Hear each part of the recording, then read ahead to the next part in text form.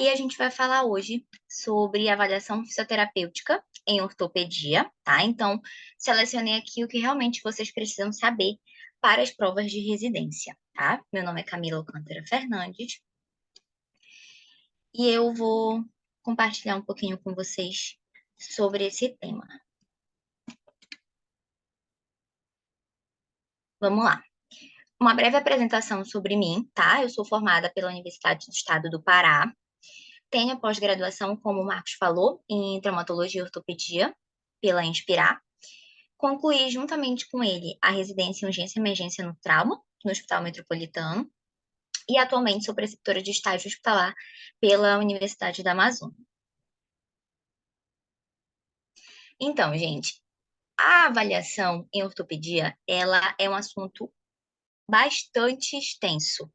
Envolve vários aspectos, mas eu trouxe para vocês, selecionei, né, o que eu acho de uma pessoa que já fez provas de residência e que analisou muito o conteúdo. Eu trouxe exatamente os segmentos do corpo que mais são recorrentes nas provas, tá? Que é ombro, joelho e coluna vertebral, tá? Se eu trouxesse todos os segmentos, ficaria um assunto muito extenso. A gente já vai aí a sexta-feira. Mas eu resolvi trazer esses para a gente realmente conseguir adentrar bem no conteúdo e realmente jogar o jogo, né? As regras do jogo. Entender o que mais cai nas provas mesmo. E aí a gente vai falar um pouquinho da anatomia, tá? Anatomia biomecânica, porque a gente precisa saber primeiro o que é fisiológico, para depois entender o que é patológico, né? E depois a gente vai falar da avaliação propriamente dita, tá? Então, vamos começar com ombro, certo? Falando da anatomia do ombro, ele é um complexo articular, certo? Que compreende a clavícula, a escápula e o húmero. Então, são três ossos que, unidos, eles formam o símbolo do membro superior. E ele é composto por algumas articulações. Existe a articulação do ombro, propriamente dita, que é a articulação glenomeral. Mas também nós temos, como o ombro ele se articula com a clavícula e com a escápula, nós também temos a articulação externo-clavicular, acromioclavicular e escápulo-torácica. E essa articulação, interessante de entender sobre ela, é que ela é muito cobrada justamente porque é uma articulação sinovial. Isso quer dizer que ela é uma articulação com uma grande liberdade de movimento. Porém, assim como ela tem uma grande liberdade de movimento, existe o ônus e o bônus, né? Ela tem essa grande liberdade, mas ela tem uma grande instabilidade. Então, vocês têm que entender uma coisa: tudo o que é muito móvel tende a ser muito instável, tá? E aí, então, a gente precisa falar de alguns componentes que conferem estabilidade. Apesar de eu falar que ela é instável, mas existem componentes que asseguram uma certa estabilidade dela, tá? Então, assim, apesar de ter essa instabilidade, não quer dizer que a qualquer movimento o ombro ele vai luxar, as estruturas ósseas vão fraturar, não é isso, tá? Então, existem componentes que conferem essa estabilidade ao ombro. Que componentes são esses? O labrum, as estruturas capsulo-ligamentares. Então, por exemplo, os ligamentos presentes no ombro, bursa, cápsula articular, cabeça longa do bíceps, tá? A gente pensa muito em bíceps e em cotovelo, mas o bíceps ele se origina, né? A cabeça longa dele se origina lá no úmero, então também é uma estrutura importante para conferir essa estabilidade, tá? E temos também o manguito rotador, certo? Que é um conjunto de músculos que vai fazer exatamente isso. Vai conferir essa estabilidade muscular ao ombro, tá? Então, a gente tem esses componentes ligamentares, capsulares, labrum, mas também temos os componentes musculares, tá bom? E aí, é importante dizer que se há comprometimento de uma dessas estruturas, opa, passei, peraí. Se há comprometimento de uma dessas estruturas, isso significa dizer, deixa eu ver se eu consigo voltar, gente, peraí. Ah, tudo bem. Significa dizer que vai haver comprometimento, né? Vai gerar uma patologia naquela região, certo? E aí, aqui eu trouxe uma patologia que é bastante cobrada em questão de residência, tá? Que é a discinesia escapular. Vocês também podem ver o nome de discinese escapular. Qualquer um dos nomes vai tratar da mesma coisa, tá bom? A discinesia escapular, ela vai ser uma disfunção do movimento escapular. A escápula, ela precisa acompanhar o movimento do braço, o movimento do ombro. Então, quando o braço movimenta, a escápula ela precisa movimentar também. Porque o que é que acontece? Quando a gente faz uma flexão de ombro, quando a gente faz uma extensão, uma abdução, uma adução, até mais ou menos 60 graus de amplitude, a gente tem somente a movimentação da glenomeral. Porém, quando a gente passa de 60 graus, então quando a gente chega a angulações maiores, a gente vai ter essa participação escapular, tá? Mas aí a grande questão é: existem situações em que isso não acontece. O que é esperado? A escápula, ela tem movimentações específicas. Então, por exemplo, quando a gente tem uma abdução do ombro, do braço, a escápula ela rotaciona junto, para cima. Quando a gente fecha o braço, a gente aduz o braço, a escápula ela vai rotacionar para baixo. Quando a gente estende o ombro, então a gente joga esse ombro para trás, a escápula ela faz um tilt que a gente chama de tilt anterior. Então o ombro vai para trás e a escápula se desloca anteriormente. Quando a gente flexiona o ombro, a gente gera um tilt posterior na escápula. Então o ombro vai para frente, a escápula tem um tilt posterior. Então, essas movimentações, elas são importantes, porque se a gente movimenta o braço e chega a 60 graus e a escápula está colada, está parada, sem movimentação, o que vai acontecer? O acrômio da escápula bate no úmero e a gente tem uma impactação. A gente vai sentir dor e vai ter a movimentação toda limitada. Então, a gente precisa dessa movimentação funcional acontecendo para que a gente tenha as movimentações o mais livres possíveis, tá? Mas aí, vamos lá, a patologia, né? Na discinesia escapular, o que a gente observa é que acontece uma dificuldade, ou uma perda, ou um déficit de rotação para cima da escápula. Ela não tem essa liberdade de rotacionar para cima. Então, ela limita a movimentação do ombro. E ela tem uma dificuldade também de grudar no gradil costal. Vocês conseguem ver na imagem que o lado direito, né, de quem está vendo a imagem, o lado direito, ele é um lado muito mais protuberante. A gente consegue ver a escápula muito mais alada, que chama, né? O termo antigamente era esse, de escápula alada. Então, a gente vê essa escápula muito protuberante. Isso não é o normal, né? Não é o fisiológico. Por quê? Isso significa que a escápula, ela não está aderindo. Ela não está conseguindo aderir no gradil costal, né? Exatamente nas costelas, tá? Então, isso é bastante importante de vocês conseguirem entender. Isso pode acontecer por quê? Por quais motivos? Vamos lá.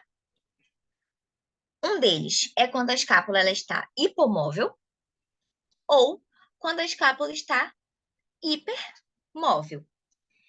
Um dos dois motivos pode estar levando a essa discinesia escapular. Ah, Camila, eu percebi no meu paciente que ele tem uma aderência escapular. Então, a escápula dele é muito retraída. É uma escápula que não tem movimentação, é uma escápula aderida mesmo. Então, nesse caso, vai ser por uma hipomobilidade escapular. Tudo bem? Porém, existem situações em que a escápula, na verdade, ela está muito móvel, ela está hipermóvel. E por que isso acontece? Isso pode acontecer por um déficit muscular. Existem musculaturas que são necessárias, por exemplo, para grudar a escápula no gradil costal. E o que acontece é que isso não está acontecendo por uma fraqueza. Camila, que músculo é esse? Serrátil anterior. Serrátil anterior é um músculo extremamente importante na discinesia escapular. Ele é exatamente o responsável por grudar a escápula no gradil costal.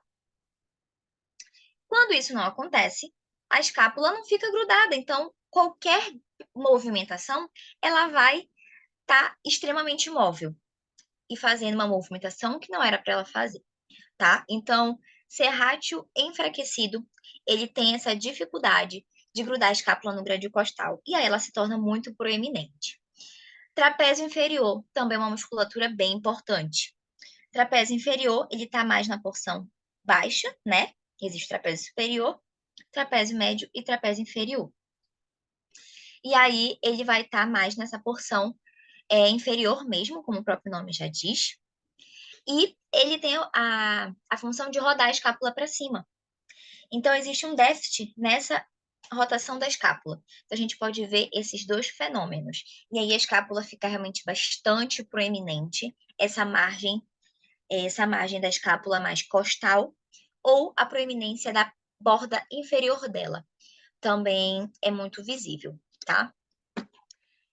Aqui eu coloquei um vídeo, não sei se ele vai reproduzir. Esse vídeo, inclusive, é meu, sou eu aí. Bora ver se ele vai reproduzir. Como é que a gente avalia a discinesia escapular? Nessa posição exatamente que eu tô, ou sentada ou em pé, a gente vai pedir para o paciente realizar uma abdução de ombro, tá?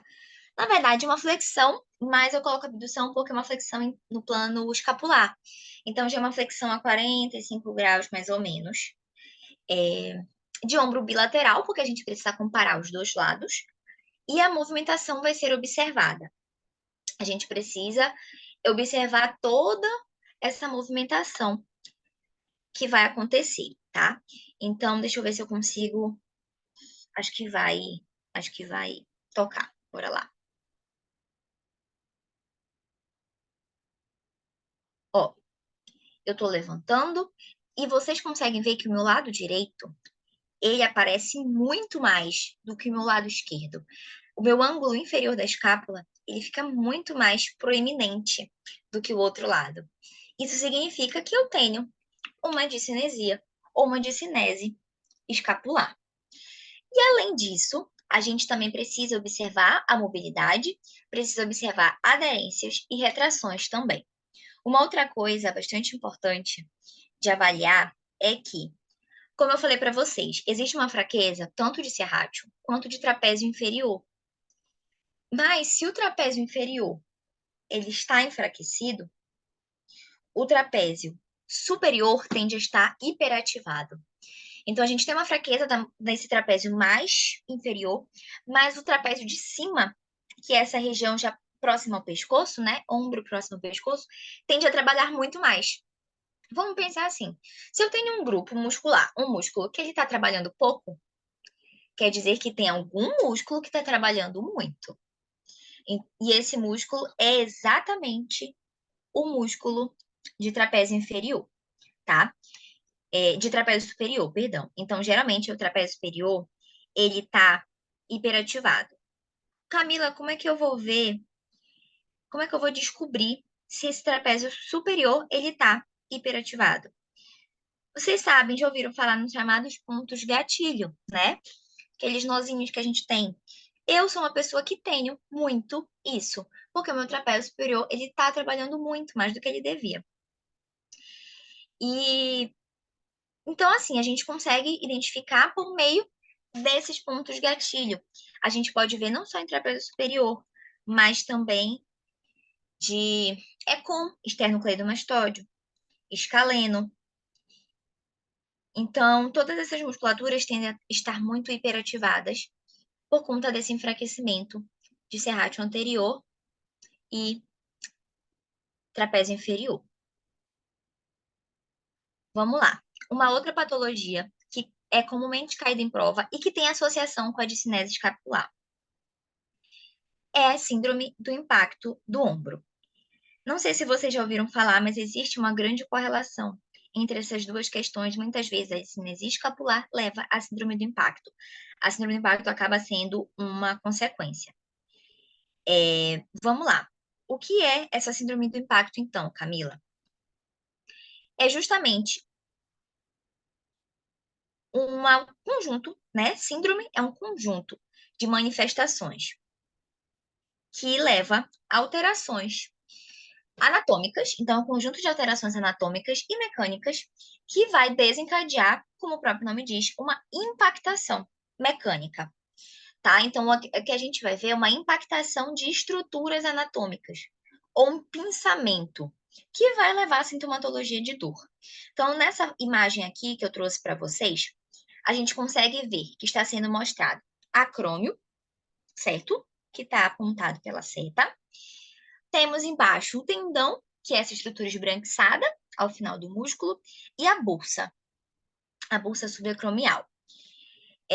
Então, né, subacromial porque ela está logo abaixo do acrômio. Quando eu tenho uma movimentação de ombro, seja de flexão, de abdução, mas movimentações que eu elevo o meu ombro, e se eu tenho uma movimentação inadequada de escápula, lembra que eu falei para vocês que acima de 60 graus, mais ou menos, a escápula começa a movimentar? Se eu tenho uma movimentação errada de escápula, eu vou ter uma movimentação errada de ombro. E se ela não movimenta adequadamente, eu impacto acrômio no húmero. E eu impacto acrômio na bursa, eu impacto acrômio no tendão, eu impacto acrômio no músculo, tá? Então, uma coisa leva a outra, geralmente, tá bom? Avaliação. Como eu consigo identificar que o paciente tem síndrome do impacto do ombro? Depois que vocês formarem, vocês vão ver que existem alguns testes ortopédicos que eles não têm uma acurácia tão boa quando feitos isoladamente. Mas aqui a gente está falando de provas de residência. Então, a gente precisa falar dos testes que caem nas provas de residência, que são cobrados, né, nas questões. Então, vamos lá. Se é isso que cai, é isso que a gente vai falar. Existem os testes ortopédicos de Jobe, por exemplo. Jobe é a primeira imagem que está sendo mostrada ali. Ela vai avaliar o comprometimento do músculo supraespinhoso, tá? Que é um dos músculos que faz parte do manguito rotador, certo? Supraespinhoso, infraespinhoso, subescapular e o redondo menor fazem parte do manguito rotador, que geralmente é uma musculatura que está enfraquecida na síndrome do impacto, tá? Além de serrátil trapézio. Então, a gente vai avaliar o supraespinhoso nesse teste. O paciente, ele vai fazer uma flexão de ombro com uma abdução de 30 graus, mais ou menos como está na imagem, tá? Desse idoso. E aí, com os polegares para baixo, tá bom? Então, fazendo essa movimentação, o terapeuta, ele vai aplicar uma resistência para baixo. E o teste vai dar positivo se o paciente referir dor na região do ombro. Então, assim, é importante, muito detalhe, que o paciente ele refira a dor que ele comumente sente, tá bom? Se for uma dor diferente do que ele sente normalmente, não faz sentido, não tá dando positivo. Mas se é uma dor, não, é exatamente essa dor que eu sinto no meu dia, quando eu vou pegar uma panela, uma vasilha no armário, quando eu vou vestir uma camisa. Então, dá positivo, tá? Então, o teste de Jobe é exatamente esse. Avaliar supraespinhoso, com uma flexão de ombro com abdução, polegares para baixo, e o terapeuta faz uma resistência manual, tá? O teste de Nier, ele já vai avaliar o impacto subacromial. Lembra que eu falei para vocês? Existe uma bursa abaixo do acrômio, que é a bursa subacromial. Então, o Nier ele vai avaliar exatamente isso, o impacto nessa região, tá bom? que é exatamente a figura, a imagem de baixo. O terapeuta, ele vai estabilizar a escápula do paciente, tá? E ele vai estar atrás do paciente ou do lado, na posição que for melhor para executar o teste. E ele vai realizar uma elevação de ombro também no plano escapular. Lembra que eu falei para vocês que a escápula tem direta, de íntima ligação com o, o ombro? Então, a maioria dos movimentos vão ser feitos no plano escapular, ok? Só que aqui, diferente de Job, prestem atenção. A movimentação quem faz é o terapeuta de forma passiva, tá? De forma passiva. Aqui nós não temos nenhum tipo de resistência. É feita apenas a elevação do ombro no plano escapular de forma passiva. E o paciente, esse teste é irritativo. Por quê? Porque se a escápula não está movimentando adequadamente, impacta o acrômio no húmero, né? Então, o paciente vai referir dor também. Vamos lá. Outros testes ortopédicos. Agora, teste de Gerber. O teste de Gerber, ele vai avaliar a integridade de um outro músculo do manguito rotador. Lembra que Job avaliava supraespinhoso? Então, Gerber vai avaliar subescapular, tá bom? O subescapular, ele está abaixo, né, da escápula. Diferente do supraespinhoso, que vai estar acima da espinha da escápula, o subescapular vai estar na região mais embaixo, tá bom? Nesse movimento, que é a primeira imagem, acompanhem comigo. O terapeuta vai pedir para o paciente colocar o dorso da mão na lombar. Então, o dorso, certo? Da mão, ele vai tocar na lombar. Esse é o movimento. Na verdade, essa é a posição. E aí, o terapeuta vai pedir para que o paciente tire o dorso, afaste o dorso da mão, o dorso da lombar. Então, ele vai começar encostando bem o dorso na lombar. E o terapeuta vai pedir para ele afastar. Exatamente como está na imagem. É um movimento ativo, o paciente que realiza. Novamente, o teste vai dar positivo se o paciente referir dor na região anterior de ombro, semelhante ao que ele sente naturalmente, tá? Músculo de Pate. Vamos lá. O músculo de Pate, ele vai investigar lesão no tendão do infraespinhoso, que é um outro músculo, como eu falei para vocês, que faz parte do manguito rotador. Então, o que vai acontecer? Gente, o Marcos disse que ele conseguiu ativar minha câmera. Mas assim, continua não aparecendo para mim.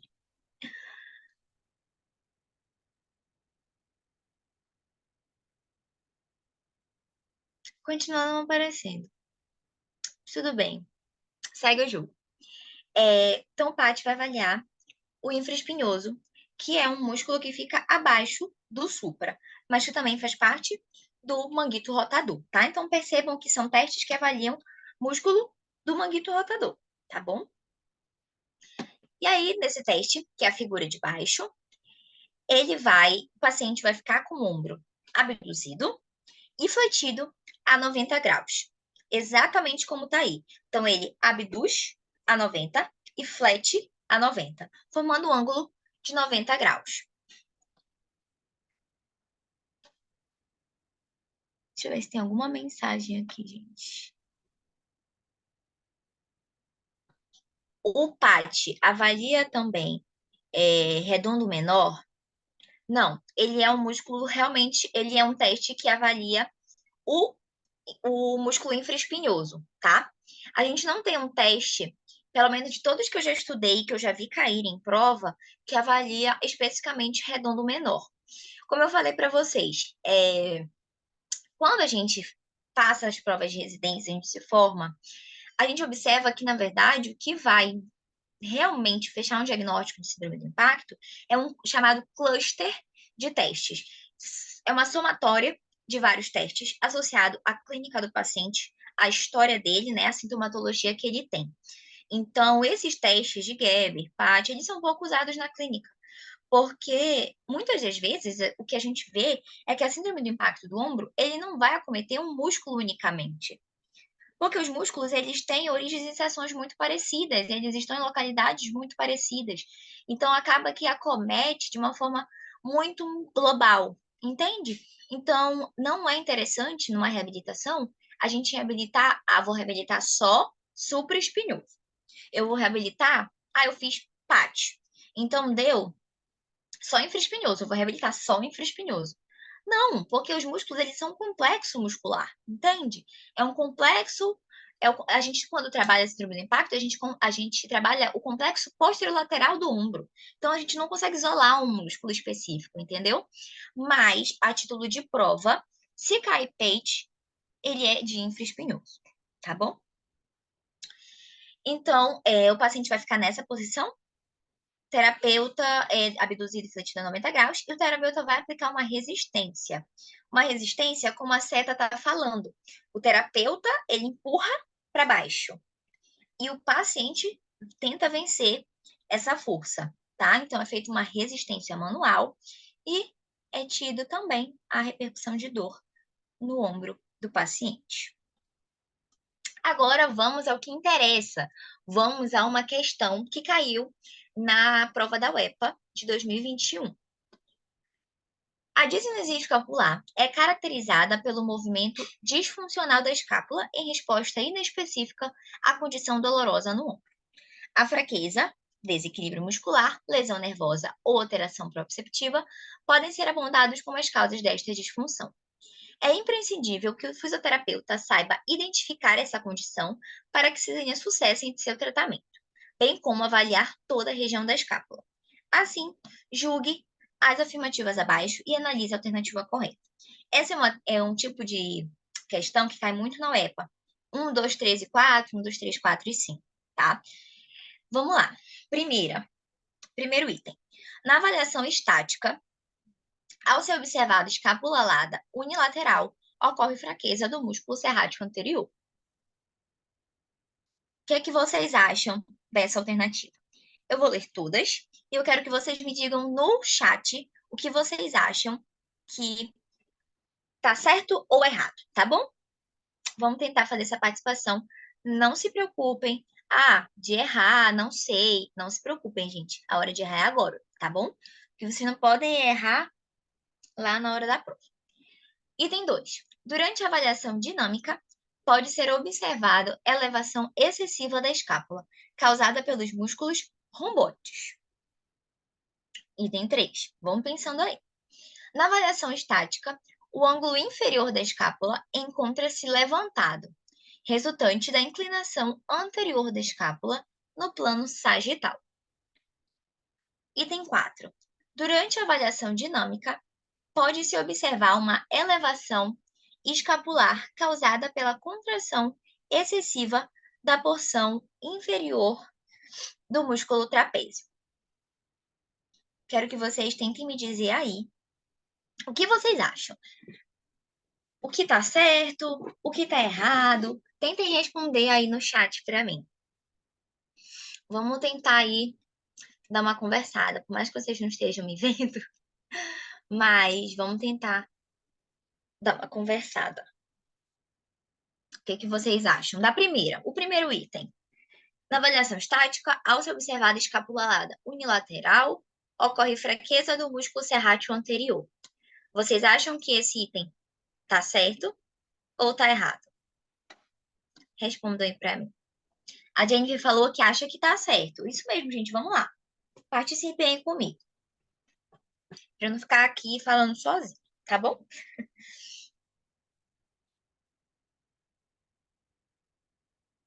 Dou-lhe uma, dou-lhe duas. Ó, outra pessoa respondeu. Tá certo? Também acho. Legal, gente. Isso aí. Esse item tá certo. Vocês, correto, a Beatriz colocou aqui. Tá correto. É isso mesmo, galera.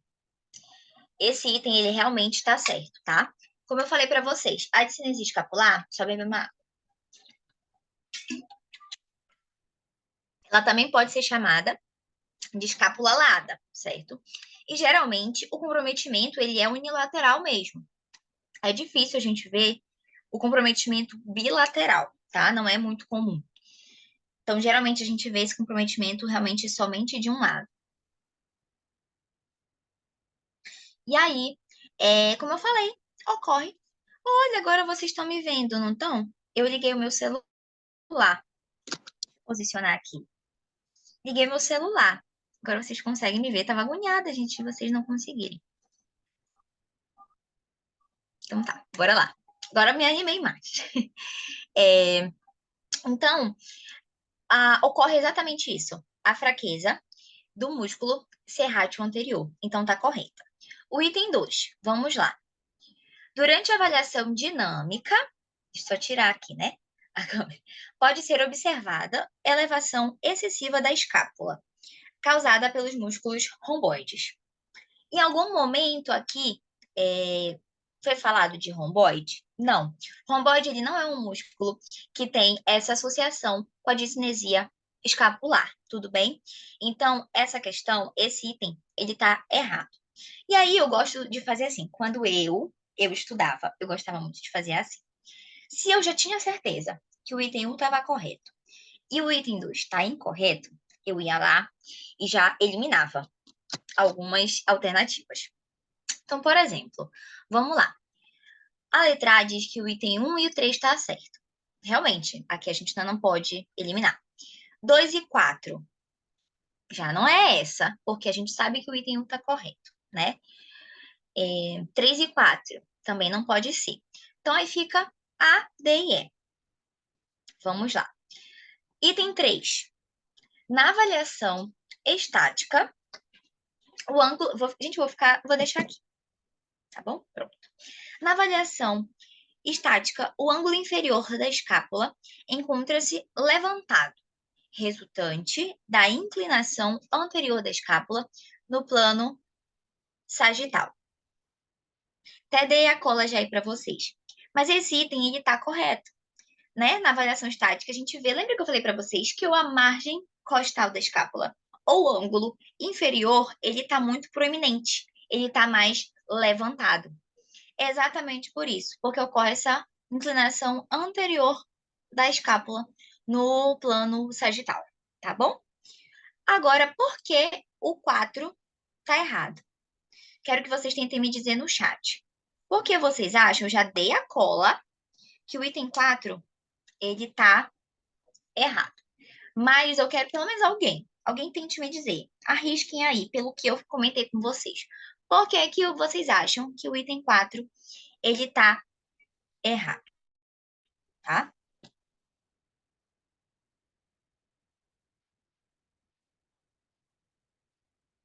Ah, Jennifer falou que seria a porção superior. Seria a fraqueza do trapézio inferior? Vamos lá. Durante a avaliação dinâmica, pode-se observar uma elevação escapular causada pela contração excessiva da porção inferior do músculo trapézio. Acaba que a resposta das duas pessoas, das duas meninas, elas estão certas. Aqui teve exatamente uma troca, porque fala que essa elevação escapular ela é causada pela contração excessiva da porção inferior do trapézio. E o que a gente viu é que não é uma contração excessiva do trapézio inferior, é uma fraqueza do trapézio inferior. O que fica contraído excessivamente é justamente a porção superior do trapézio. Então, as duas respostas, elas estão corretas, tá? Que vocês deram aí. É exatamente isso, porque o que acontece na discinesia é uma fraqueza de trapézio inferior e uma hiperativação de trapézio superior. Exatamente, gente. Muito bom. Vamos lá para uma outra questão. Essa caiu no CESUPA, em 2021 também. O aumento na prevalência de lesão do manguito rotador na população geral, assim como na população acima de 65 anos, tende a aumentar com o envelhecimento e atinge 50% das pessoas acima de 80 anos. Isso obriga o fisioterapeuta o conhecimento de testes ortopédicos que favorecem a compreensão de sua avaliação biomecânica para orientação do prognóstico funcional deste paciente idoso. Para identificação de lesão no tendão do supraespinhal, se realiza o teste de Jobe. Aqui, ele está apenas querendo saber a descrição do teste, tá? Então, vamos lá. Letra A, com o paciente em decúbito dorsal, flexionar para frente e rodar externamente o ombro. O terapeuta deve aplicar pressão posterior no cotovelo do paciente. Então, decúbito dorsal, flexiona para frente e roda externamente. Letra B. O paciente coloca o dorso da mão ao nível de L5, então seria na lombar, e procura ativamente afastá-la das costas, rodando internamente o braço. Vamos lá. Letra C. O paciente faz elevação ativa do membro superior no plano da escápula, em extensão e rotação interna, contra a resistência oposta pelo examinador. E a última, letra D. O examinador faz a adução, flexão e rotação interna do braço do paciente, procurando deslocar posteriormente a cabeça do húmero. Vamos lá, gente. Quero de novo a participação de vocês. Qual item vocês acham que é o teste de Jobe? Baseado no que a gente falou. Lembrando que o teste de Jobe foi o primeiro que a gente conversou, que avalia o comprometimento do músculo supraespinhoso. Vamos lá. Ó, algumas pessoas já falaram letra C. Mais uma letra C. Vamos lá, gente. Vão participando, porque, como eu falei para vocês, é hora de errar agora. Se errar, a gente aprende aqui, e aí, nas próximas questões, vocês não erram mais. Só vou dar uma acelerada, porque, enfim, vocês querem curtir ainda a sexta de vocês, né? Mas vamos lá. Ó, isso mesmo, gente. Alternativa correta é a letra C, tá? Então, o paciente faz elevação ativa do membro superior, ok? Aqui, no plano da escápula, e rotação interna, porque ele faz com o polegar para baixo, certo? E existe uma resistência do examinador, tudo bem? Então, exatamente, é letra C, tá? Aqui, existe também um teste que foi falado, a letra B. A letra B, ela fala do DGAB, que é aqui, coloca a mão e pede para afastar, ao nível da L5, e pede para afastar. Então, a gente falou desse teste, tá bom? De ombro, galera, isso é o que mais cai em prova. De cinesia escapular e síndrome do impacto, tá bom? Teste de Jobe é o que eu jamais vi cair, tá? Então, fiquem ligados. Agora, a gente vai entrar em joelho, que também é uma outra articulação bastante importante, um outro componente aí do nosso corpo que cai bastante em prova, tá? Então, vamos lá. Anatomia e biomecânica do joelho. Ele é formado pela... Vou colocar vocês agora aqui. Ele é formado pela extremidade distal do fêmur e proximal da tíbia, certo? Como vocês conseguem ver aí na imagem. Parte final do fêmur e início da tíbia. E aqui está o joelho. Então, ele é formado pela articulação fêmuro-tibial, mas também existe contato do fêmur com a patela, que é o osso do joelho propriamente, formando a articulação patelo-femoral. O joelho, ele não tem um revestimento muscular, certo? Ele tem ligamentos, que são os estabilizadores primários dele, tá? Então, a gente tem, pode ver aí na imagem, acompanhem comigo, ligamentos cruzados, que vocês conseguem ver exatamente cruzando aí o joelho, cruzado anterior, cruzado posterior, ligamentos colaterais, medial e lateral, né? Então, são estabilizadores que evitam translações excessivas, angulações excessivas em vara e valgo e movimentos rotatórios do joelho, tá? Tudo em excesso. E os meniscos, né? Que também estão sendo mostrados que são esses anéis em formato de C, mais ou menos. E os meniscos, eles, além de transmitirem carga, eles estabilizam o joelho e amortecem o impacto e também nutrem a cartilagem. Então, são componentes muito importantes do joelho, tá bom? Patologias mais cobradas em prova. Ah, lembrando uma coisa importante.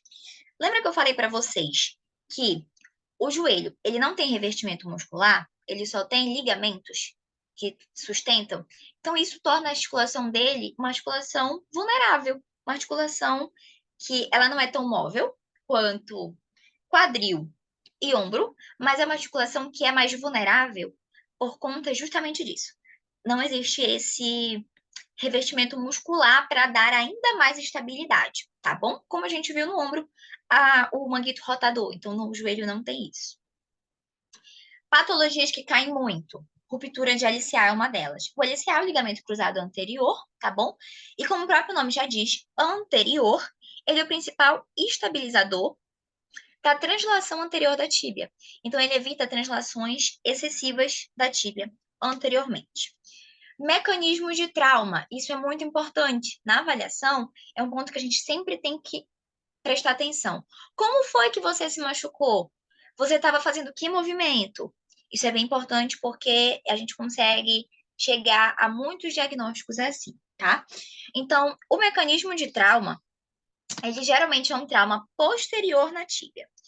O ligamento cruzado anterior, ele vem, né, assim, daqui para cá, anteriormente. Então, é um trauma posterior na região da tíbia, tá?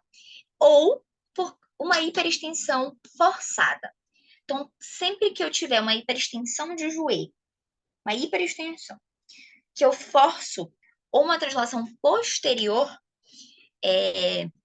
um trauma posterior, perdão, pode levar a uma translação anterior da tíbia. Porque se eu venho posteriormente, eu desloco anterior. Vamos lá. Testes ortopédicos para ruptura de LCA. Vocês percebem que eu estou destacando muito na avaliação testes ortopédicos, porque, gente, chove em provas, principalmente prova da UEPA. Cai muito, então é o que a gente precisa focar, tá bom? Vamos lá. Gaveta anterior e Lachman são os testes que sempre caem sobre LCA, tá? Inclusive, gaveta anterior, das questões que eu já fiz, eu ainda não vi cair, mas Lachman eu já vi cair, tá? Já vi cair em 2 anos de Lachman, das provas mais atuais. Então, ficar de olho. Gaveta anterior. Percebam que o posicionamento ele é bem parecido, mas vai variar a posição do terapeuta e angulação.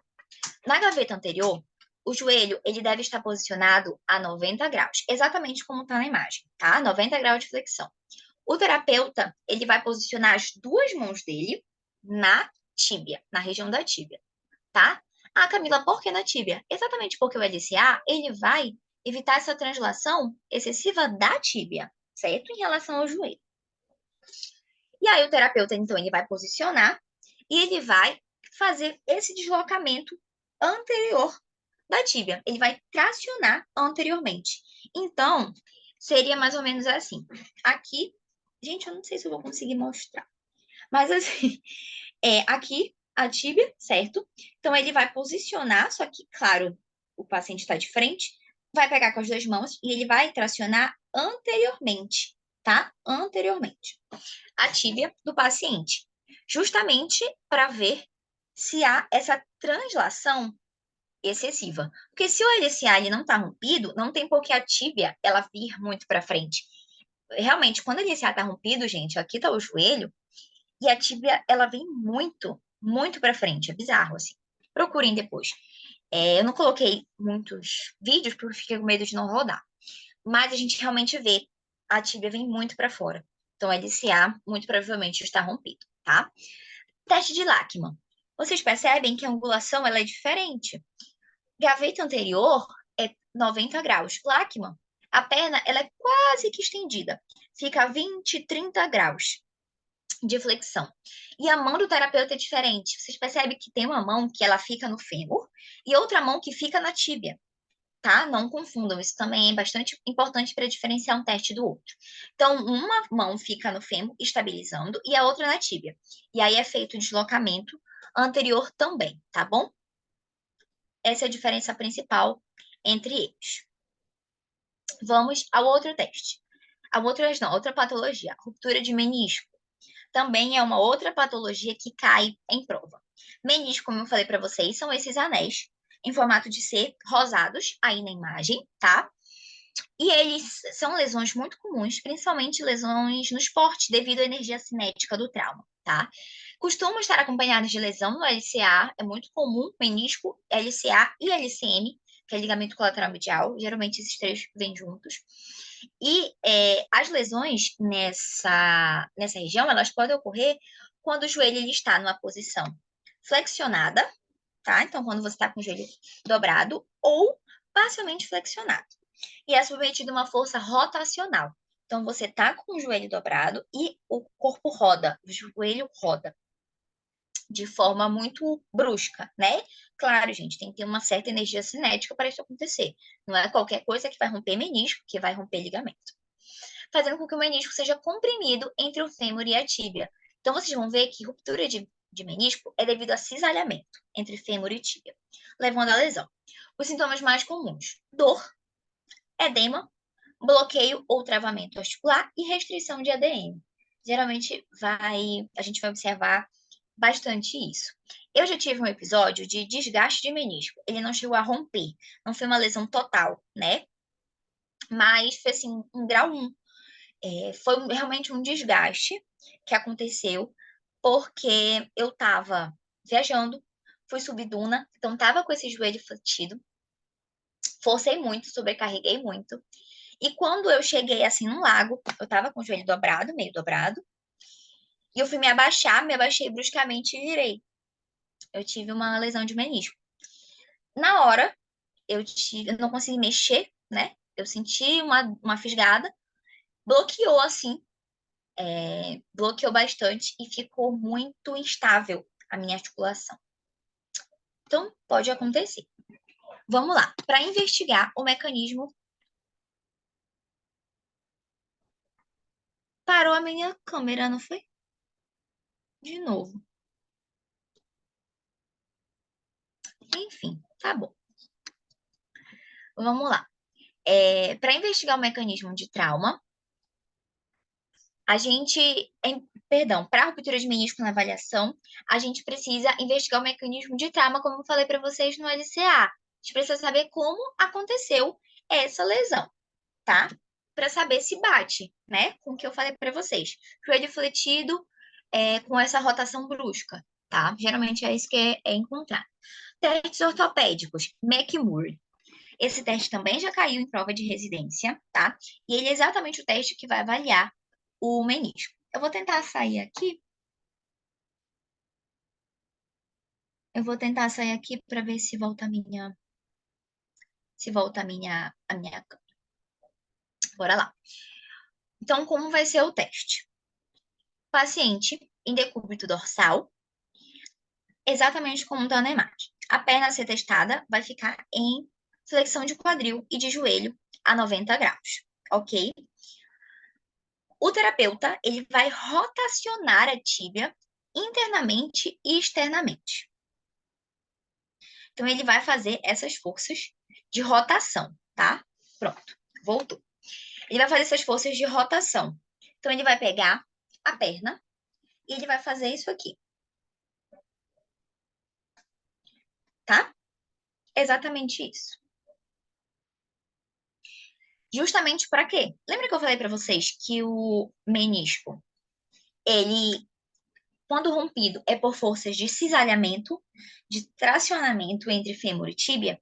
É exatamente isso que o teste precisa reproduzir para ver se houve ruptura. Então, eu tenho que, digamos assim, chacoalhar mesmo, cisalhar, friccionar o menisco, né? Então, entre fêmur e tíbia. E aí vai ser positivo se houver dor na linha interarticular. A linha interarticular é exatamente o meio do joelho, tá bom? Então, se houver dor na linha interarticular, se houver estalido e crepitação ao movimento, é muito indicativo de que houve ruptura de menisco, tá bom? Vamos lá, questões de residência. O paciente é colocado na posição supina, tá? Decúbito dorsal, com o joelho a ser testado completamente flexionado, de modo que o calcanhar fique próximo da nádega, ou seja, uma flexão de 90 graus. O examinador coloca a mão no joelho do paciente, de modo que seus dedos polegares e indicador estejam ao longo da linha interarticular ou articular. Com a outra mão, roda a tíbia do paciente internamente, enquanto aplica um estresse em varo. Um clique doloroso em rotação é significativo para a lesão no menisco lateral. A descrição refere-se ao teste de. Tá fácil essa. Essa eu dei para vocês de mão beijada. Inclusive, já até responderam aí. Exatamente, gente. É o teste de McMurray. Exatamente. Os outros testes, Trendelenburg, Ober, ortolane, piriforme, são todos testes de quadril, tá bom? Todos testes de quadril. Trendelenburg é para ver queda da pelve contralateral, teste de Ober, me falhou agora, mas eu acho que o teste de Ober me falhou agora, gente, perdão. Mas o ortolane ele é para ver displasia de quadril, o piriforme é para ver síndrome do piriforme, mas são todos testes de quadril. Então, esse é o de McMurray. Aí você deve estar pensando, Camila, mas aí ele só fala que rodou internamente e fez um estresse invário.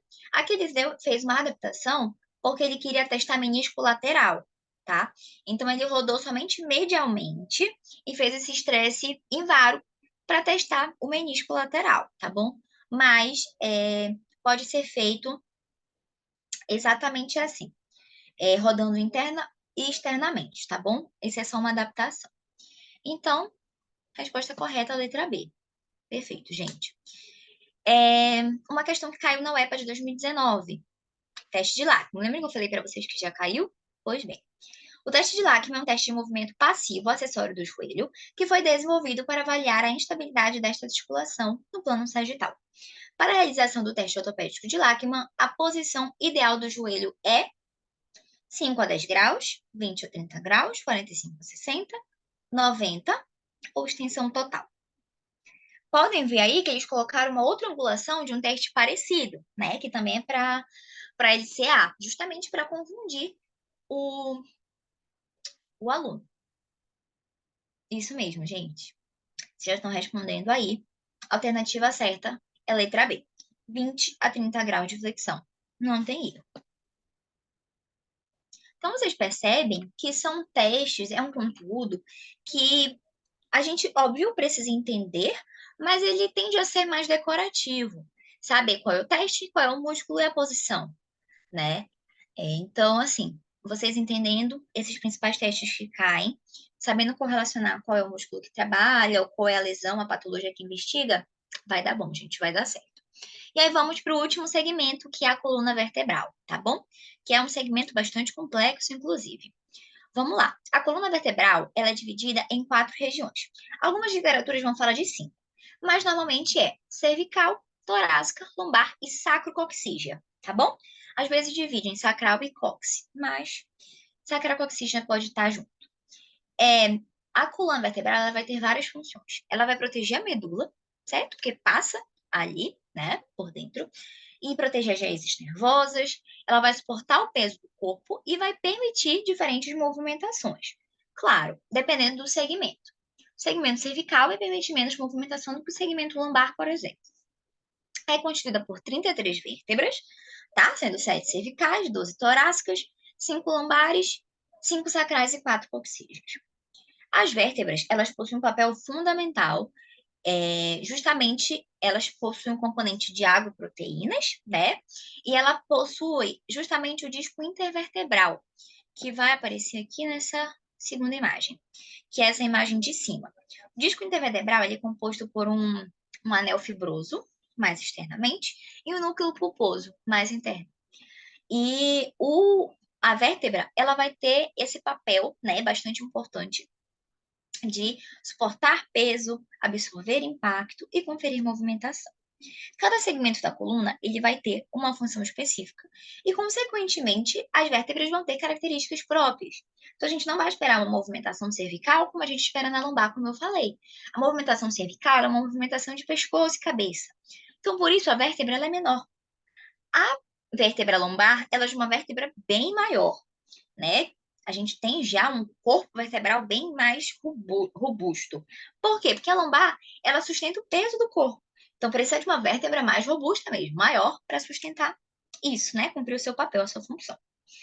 E algo muito importante, há regiões mais suscetíveis a acometimentos do que outras. Como, por exemplo, T12 e L1.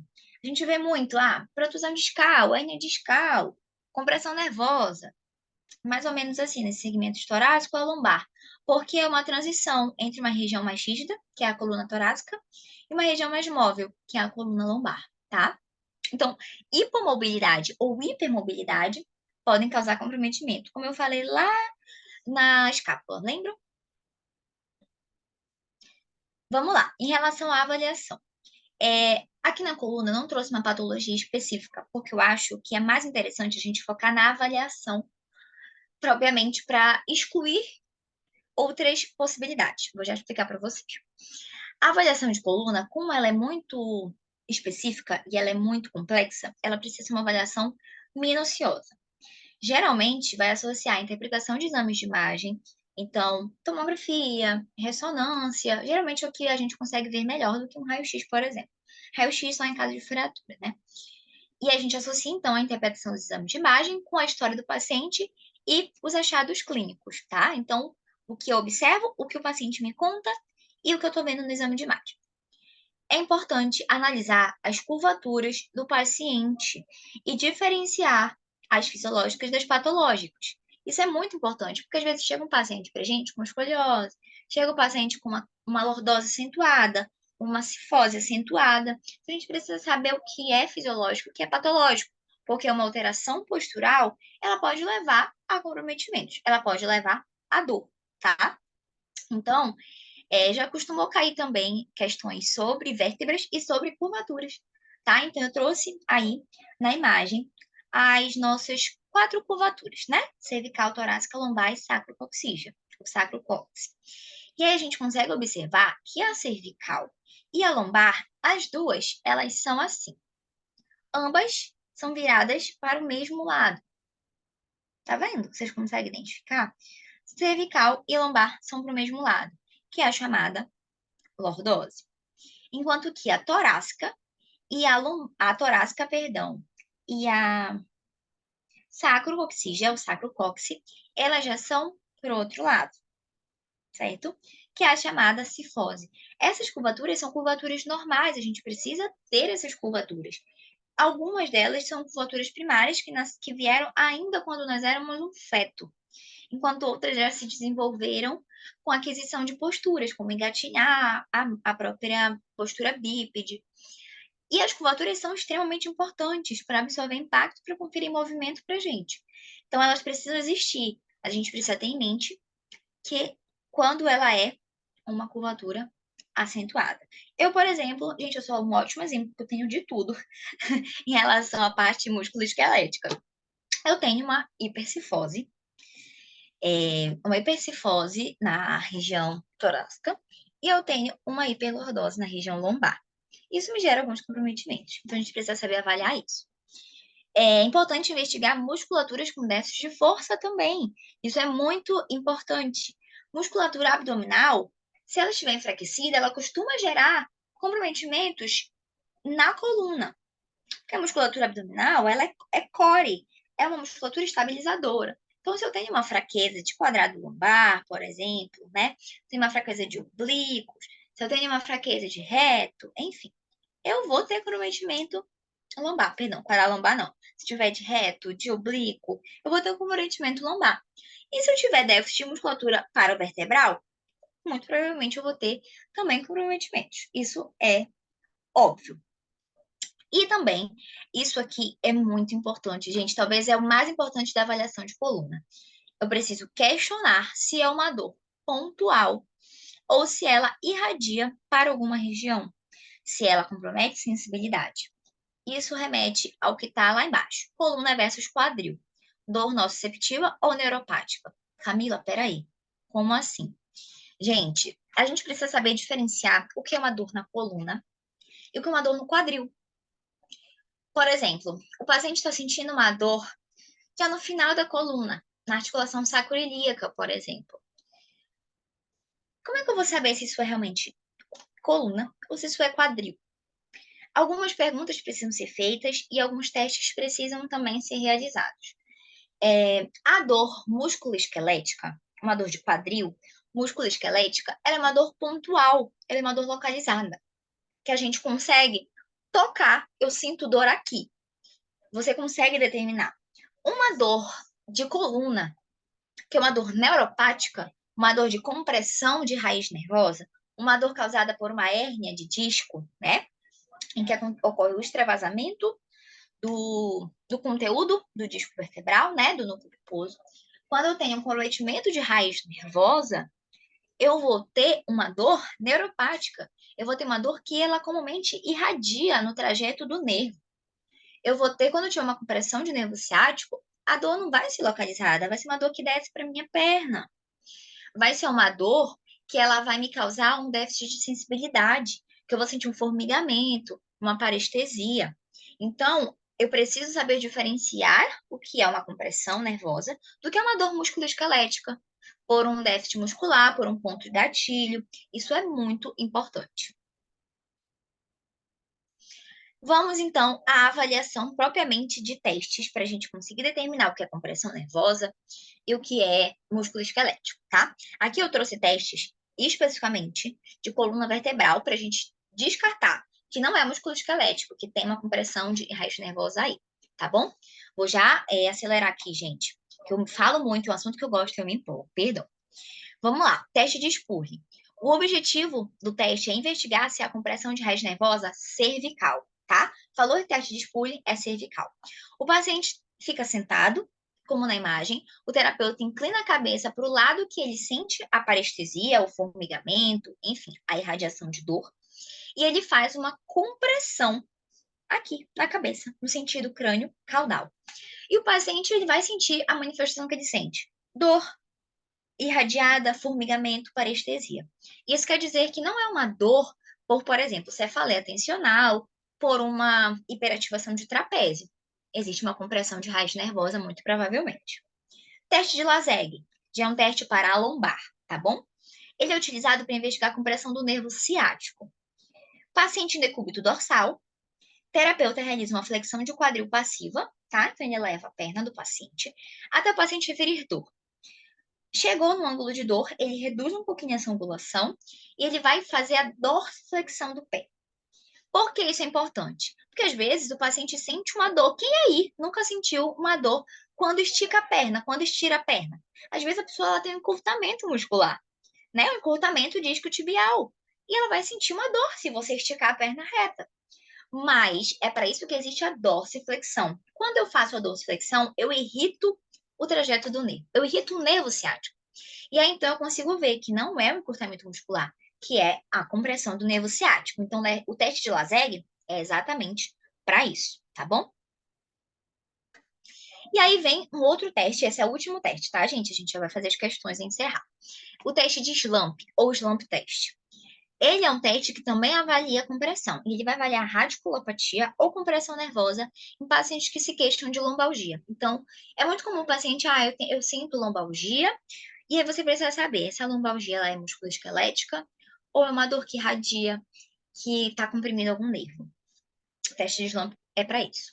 O paciente ele vai sentado, flexionar a cabeça, inclinar o tronco para frente, ele flexiona a cabeça até o queixo encostar no peito. Ele inclina o tronco para frente e ele vai estender a perna. Ele vai fazer de um lado e fazer de outro, tá? Tudo é bilateral, gente, para comparar os achados. Tá? Então, como eu falei, é importante testar os dois lados. Essa movimentação com a elevação da perna é extremamente irritativo para as raízes nervosas, para o trajeto de nervo, para os dermátomos. Então, você consegue distinguir e saber que é uma lombalgia que provavelmente tem uma causa aí neuropática, tá? Uma causa nervosa. Então, vamos lá para fazer as questões. Gente, essa aí tá dada também, viu? A imagem ali é exatamente a imagem que eu acabei de trazer. Basicamente, está falando que existem testes para avaliar lesões na coluna vertebral e perguntando que teste é esse, que pode avaliar a interferência do sistema nervoso no quadro de dor lombar, tá? Então, assim, esse aí tá muito fácil, né, gente? Pela imagem que a gente acabou de discutir, a alternativa certa é a letra D, teste de Slump, tá bom? Essa questão aqui, ela é bem importante, prestem bem atenção nisso. Ela caiu na UEP em 2018. A coxa femoral é uma das articulações mais estáveis do corpo, a articulação do quadril, tá? Tanto pelos seus elementos de contenção estáticos e dinâmicos, quanto pela própria congruência óssea entre as superfícies. Tem íntima relação com a pelve e lombar, necessitando muitas vezes de testes ortopédicos específicos para caracterizar melhor a estrutura envolvida na lesão. Dor irradiada para a coxa não terá causa na pelve ou coxo femoral se o teste positivo for D. O que é que vocês acham? Quando eu fiz essa questão, quando eu estava resolvendo as provas de residência, eu fiquei assim, quê? Eu não entendi primeiro, assim, de cara, sabe? Mas aqui o que ele quer saber? Quando a dor é irradiada para a coxa, quando é uma dor que ela tem essa origem lombar de pelve, né, na pelve, mas ela irradia para a coxa, ela não vai ter uma causa na pelve ou na coxa femoral. A causa dela é outra, é neuropática, tá? Então, ó, já responderam aí, uma pessoa respondeu. É o teste de Laseg, certo? Justamente porque ele vai diferenciar o que é musculoesquelético e o que é neuropático. Exatamente, gente, perfeito. Teste de Thomas, Patrick, Ober e Ortolani são todos testes de quadril. Então, são testes que eles iriam dizer que a patologia estava na coxa femoral ou na pelve, que não é a pergunta.